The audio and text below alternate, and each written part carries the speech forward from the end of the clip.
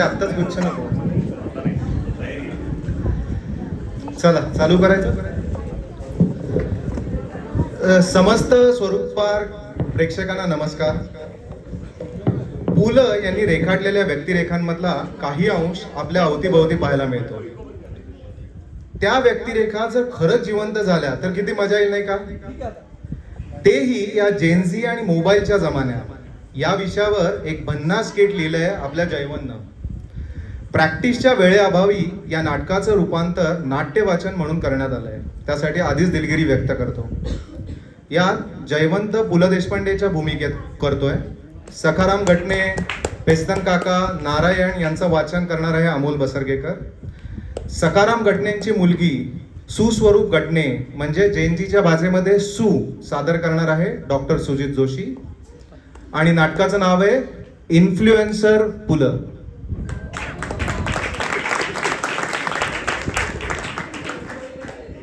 दोन 2024 मध्ये सोशल मीडियामध्ये पॉप्युलर असलेले पु ल देशपांडे नुकत्याच सुशोभीकरण झालेल्या स्वरूप पार्कच्या कम्युनिटी हॉलमध्ये व्याख्यान देतात. नारायण, गटणे, पेस्तन काका ही पात्र येथेच राहत असतात. व्याख्यान संपवून पु ल बाहेर येतात. तो हा प्रसंग बघू तर मग. झालं बुवा एकदाच. पेस्तन काका या बसू थोड्या वेळ.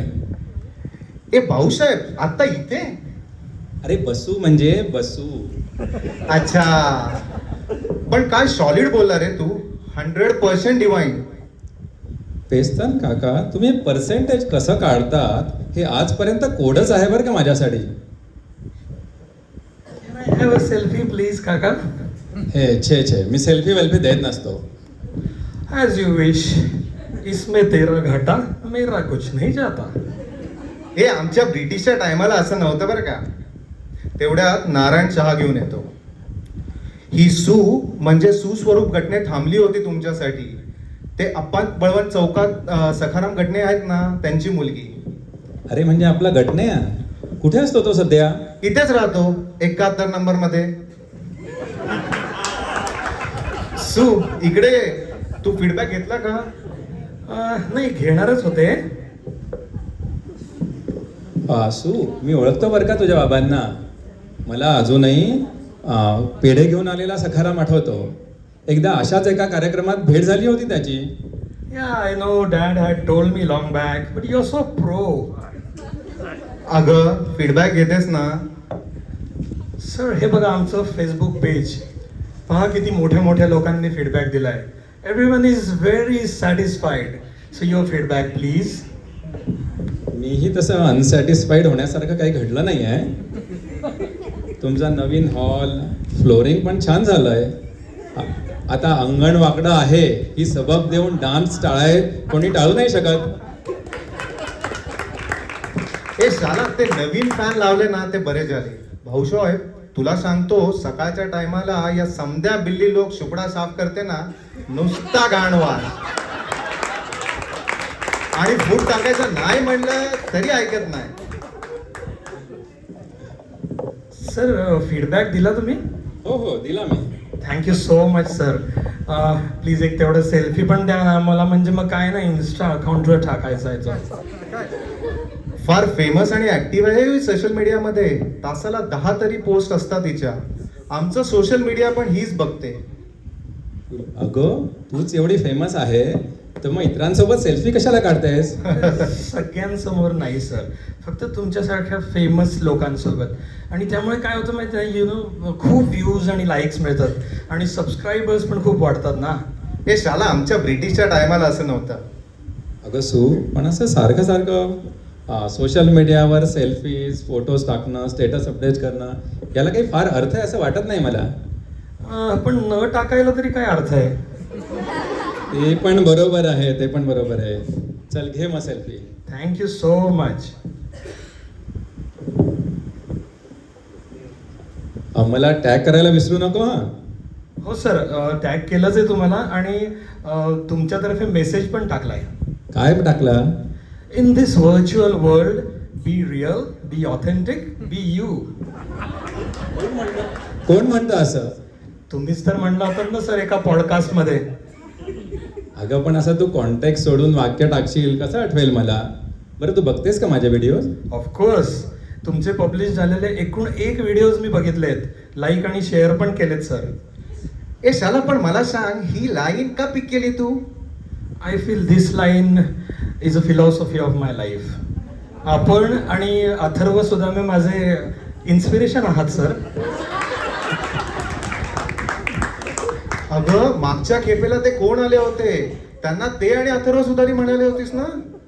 अरे असू दे, चहा घे. ए शाला नारायण, कोथरूडच्या सगळ्या म्हशी गाभण आहेत का रे? तू पण घे चहा घेसो तू. मला नको, चहा नको. उत्तेजक बेयानापासून अलिप्त आहे का? नाही, चौफुरे गुरुजींचा लेख दिला होता वाटतं बाबांनी वाचायला. हे का छळतोस रे बिचारीला? नाही, त्यात तसं काही नाही, पण ना ते त्याच्यात कॅफिन असतं plus white sugar, you know. I don't drink sugar and all. I drink only green tea and that too without sugar. Rujuta दिवेकरला फॉलो करते ना मी. अगं, असले चॅनल फॉलो करायचं वय आणि वेळ नाही आली तुझी अजून. सर ॲक्च्युली त्याच्याच संदर्भात तुमचा गायडन्स हवा होता मला. होय, योग्य मार्गदर्शनाशिवाय व्यक्तिमत्वातला पैलू पाडत नाही असं म्हणतात ना बाबा तुझे. म्हणजे without proper guidance personality do not shake, कळले? हो, पण तुम्हाला कसं कळलं की माझे डॅड असं म्हणायचे? ए साली, भाऊसाहेबाची क्लिप व्हायरल झाली होती ना रे. You were not even born that time. ओ, माझ्या क्लिप तर व्हायरलच होत नाहीत. मला पण आपल्यासारखा सबस्क्रायबर बेस वाढवायचा आहे सर. कधी येऊ तुमच्याकडे? कधीही आहे की.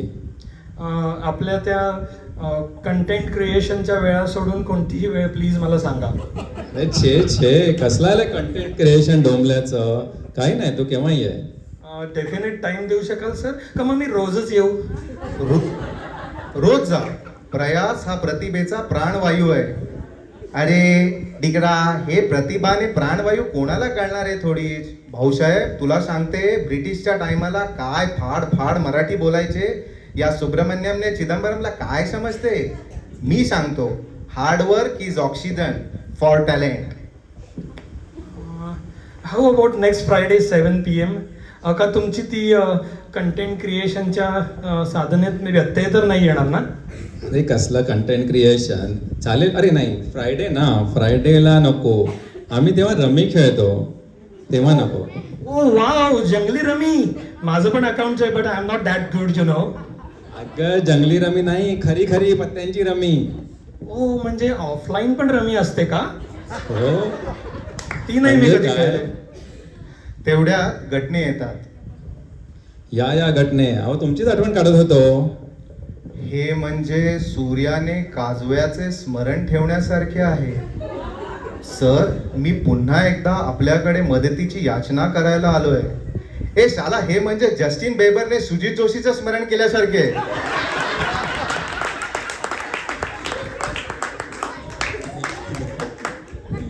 माझ्या मुग्ध वाक्याला आपण हसणं स्वाभाविक आहे, पण जीवनाच्या या सम्राट पुनश्च रक्तबंबाळ व्हायचा प्रसंग आला या मुलीमुळे. अरे या घटण्याची दात पडायची वेळ आली, पण छापखान्याचे खेळ काही खेळखेळ झालेले दिसत नाहीत. बरं घटने झालं तरी काय? आमचं हे कन्यारत्न सोन्याचा चमचा मुखात घेऊन आलं, पण हिचं उभं आयुष्य मोबाईलने ग्रासलेलं आहे हो. तुम्हीच यथायोग्य मार्ग दाखवू शकाल. पण डॅड, हा ना मोबाईलचाच जमाना आहे. भाजी आणण्यापासून भजी तळण्यापर्यंत सगळं आम्ही मोबाईल वापरूनच करतो. सो नाही वापरलं तर कसं काय होणार? ए शाला, पण ब्रिटिशांच्या टायमाला असं नव्हतं. मला ना ॲक्च्युली अथर्व सुदामे सारखं ऑपी इन्फ्लुएन्सर व्हायचं आहे. Want grow my followers and engage with them, you know. आता एंगेज करायचे फॉलोअर्स म्हटल्यानंतर तेवढा मोबाईलवर वेळ तर द्यायलाच पाहिजे ना डॅड. अरे अगं सो या आभासी जगात फॉलोअर्स आणि कनेक्शन बनवायच्या नादात तू खऱ्या जगापासून दूर जात आहे, त्याचं काय? पण माझे सगळे फ्रेंड्स, न्यूज, एंटरटेनमेंट सगळं ऑनलाईन असतं. हेच तर माझं जग आहे ना. ए शाला, पण ब्रिटिशच्या टायमाला असं नव्हतं. डॅडला जसं बुक्समधून नॉलेज मिळतं तसं मला माझ्या मोबाईलमधून. तुम्हाला प्रवासातल्या अनुभवांची अपूर्वाई, तर मला माझ्या व्हर्च्युअल रियालिटीची. तुम्हाला रिअल जग जसं खास तसं माझं रील जगच खास आहे.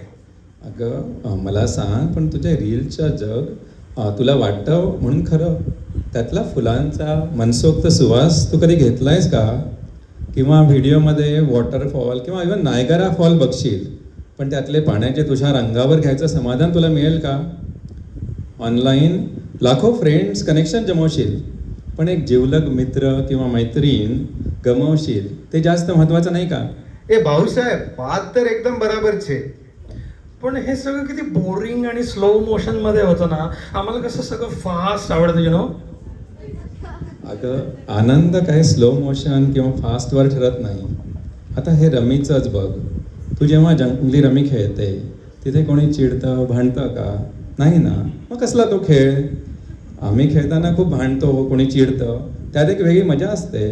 तुला खोटं वाटत असेल ना तर आपल्या स्वरूपराजच्या ग्राउंडवर येऊन बघ एखाद्या रविवारी. शिवाय तुला ऑनलाईन वर्ल्डमध्ये जर सक्सेसफुल व्हायचं असेल, त्याच्यासाठी जी ओरिजिनॅलिटी क्रिएटिव्हिटी लागेल, त्यासाठी तुला स्लो जगात जाऊनच आणि कधी कधी चक्क बोर होऊन ते बघावं लागेल. तेव्हाच तुला नवीन विषय, नवीन दृष्टिकोन मिळेल. ए शाला, boredom is mother of creativity. हा पण शाला काय पण शाला लाईन आहे 100% सॉलिड. काका खरं आहे, मला पण जाम आवडली ही लाईन. आजच टाकते माझ्या अकाउंटवर आणि टॅग करते. पण सर तुम्ही म्हणता हे पटतंय मला, पण हे मोबाईलचं जग इतकं ॲडिक्टिव्ह आहे ना, त्याशिवाय मी क्षणभर पण राहू शकत नाही. अगं राहू शकतेस. आता बघ, माझ्याशी किती छान गप्पा मारल्यास. जशा कोणालाही भेटशील तू तेव्हा फोन पर्समध्ये ठेव आणि ते सायलेंटवर, आणि मग बोलत जा. म्हणजे काय होईल, माणसं जवळ येतील आणि फोनही काही फार दूर जाणार नाही. या रिअल वर्ल्डमध्ये तुला भावलेले एक्सपिरियन्सेस जेव्हा तू प्रामाणिकपणे शेअर करशील, तेव्हाच ऑनलाईन वर्ल्डमध्ये लोक तुझ्याशी जोडले जातील. ठरलं तर मग मी आता ना काकांकडे गायडन्सला तर जाणारच आणि रमी खेळायलाही जाणार. या मुलीला काही पटवून देणं म्हणजे पार्थाला युद्धभूमीवर उभं करण्या इतकंच कठीण आहे. हे शिवधनुष्य तुम्हीच उचलू शकता. त्यासाठी मी आपला आजन्म उपकृत राहीन. पण एक प्रॉब्लेम आहे. आता काय झालं? हिची जन्मखूण म्हणून हिच्या आईने डाव्या हातात मोबाईल असं लिहिलंय. तर अशा रीतीने सूच्या जीवनातला मोबाईलचा किडा निघाला आणि तिचं जीवन वाहतं झालं. धन्यवाद.